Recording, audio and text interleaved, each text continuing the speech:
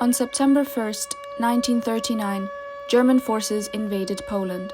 The attack came without any warning or declaration of war. World War II had begun.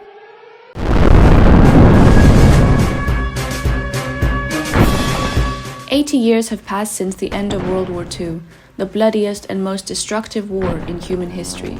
This date is not just the historical milestone, it is a reminder of the price humanity paid for peace, of the heroism and self-sacrifice of the millions who fought against Nazi Germany and militaristic Japan.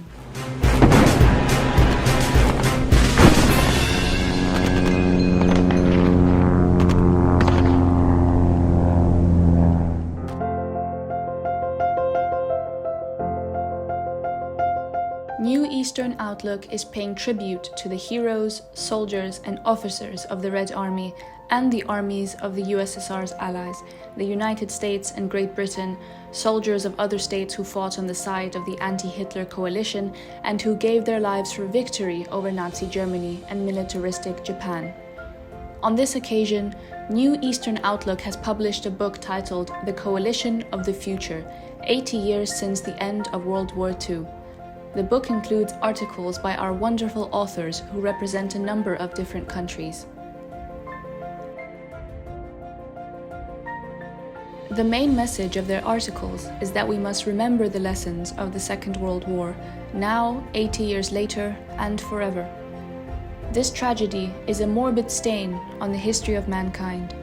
It claimed tens of millions of lives, destroyed cities and countries, and changed the world forever. We must honor the memory of the dead, remember the heroism of veterans, and prevent a repetition of this tragedy. It is important to preserve the historical truth, to resist attempts to rewrite history or to belittle the role of the USSR in defeating fascism and its support for national liberation movements in many third world countries.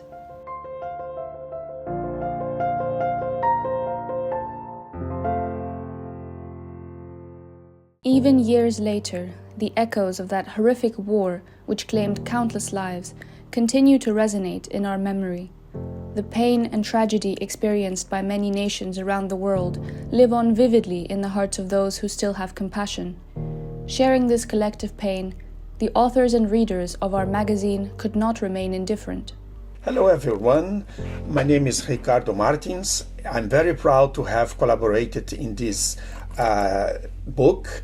I have written 2 chapters, one about the Yalta Conference in 1945, when the great powers, they sat together and they decided about the future of Europe, and they were concerted in their decisions.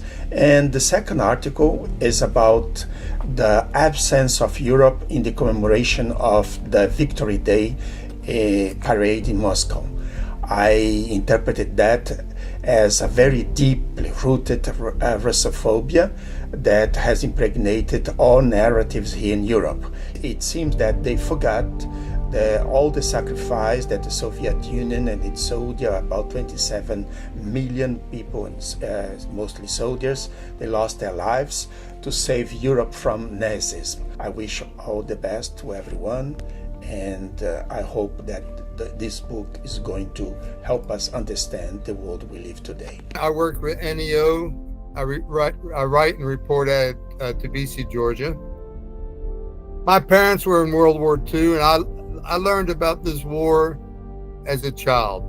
So I hope that my articles has provided some insight, personal insight, from my own parents who both participated in this war, and how we must never forget the contribution made 80 years ago in this victory, because we need to learn these lessons, not so much in memories of those who perished in the past, but for future generations, so that never again really means never again. My friends, my fellow Americans, and people of the world, 80 years ago, World War II ended in the destruction of nations and continents. This was not just a European or Pacific war. It was global in the truest sense. In Africa, soldiers from Kenya, Nigeria, Ethiopia, and South Africa marched and fought. Across Latin America, from Mexico's air squadrons to Brazil's expeditionary force in Italy, men and women joined the fight. World War II killed more than 85 million people, 1 in every 30 humans alive at the time. It destroyed Europe, devastated Asia, and drained the strength and resources of more than 100 nations. The lesson should be clear. If World War III were ever to come, it would not just scar nations or topple empires. It would almost certainly end civilization itself. Depuis le mois de mai 1945, Since May 1945, the world has celebrated the end of World War II differently, with the United States and the collective West on one side and Russia and the global South on the other. In commemorating the 80th anniversary of this war, Russia is striving to restore historical truth, while the West, through hypocritical maneuvers and historical rewriting, is betraying the memory of the events. Combating these falsifications is essential to preserve the memory of the heroes and victims and reaffirm the lessons of 1945: vigilance, international cooperation, and the defense of human rights. Europe and the West must recognize the sacrifices, condemn revisionism, promote inclusive memory, and sincere cooperation. promouvoir une mémoire inclusive et coopération sincère. The hashtag World War III has been trending in Africa for a long time, showing people's concern over occurrence of such a catastrophic event.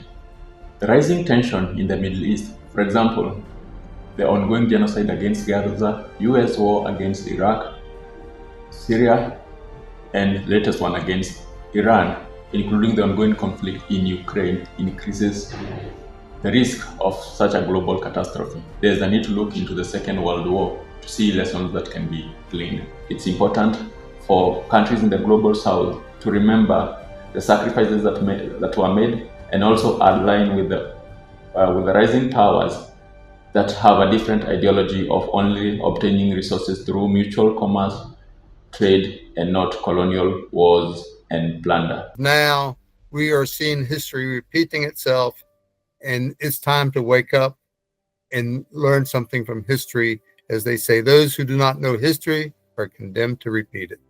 Americans, Russians, British, Chinese, French, Poles, Africans, Latin Americans, and so many others endured suffering and sacrifice for a common cause. Victory was not the achievement of one nation, but of all who resisted tyranny. 80 years ago, the world burned, and we still feel the impacts today. Now, we must have the courage to say, never again.